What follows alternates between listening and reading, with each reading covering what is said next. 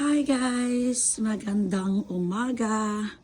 Eto, pumunta muna tayo sa ating maliit na garden. So, nag-umpisa na kasing mag-fall season here sa Netherlands guys. So, tingnan nyo yung aking ubas. At eto naman, yung aking asawa here is namitas siya ng wow! Passive look! Fresh from the garden. Ayan guys, so tignan nyo. Meron kaming tanim na passion fruit. Ang tawag nito? Passion fruit. Hindi ko alam kung anong Tagalog nito anong tawag nito sa Pilipinas. Pero, ang tawag nila dito in Dutch is passive fruit. In English is passion fruit, I think so. Sa Tagalog, hindi ko alam guys anong tawag. I forgot na. Ayan guys, tingnan nyo, nakikita nyo ba yan?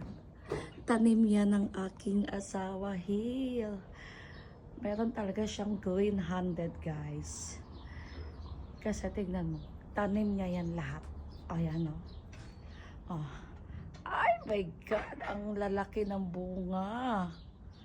Ayan, oh. At ang tamis. Ayan siya.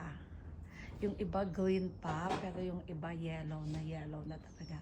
At ayan ang aming bantay ng mga bunga here para walang lumapit na mga ibon. Bantay namin yan guys. Mabait yan.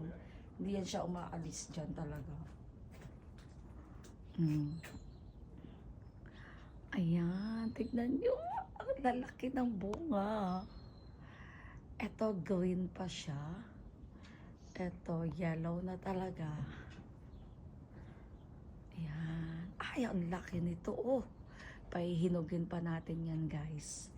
Matamis daw, sabi ng aking asawa. Oh, ayan, meron pa siya dyan. Diba, ang dami. Oh, hindi mo na kailangan bumili pa sa supermarket kasi pumunta ka lang sa garden, ayan na, meron na kaming tanim.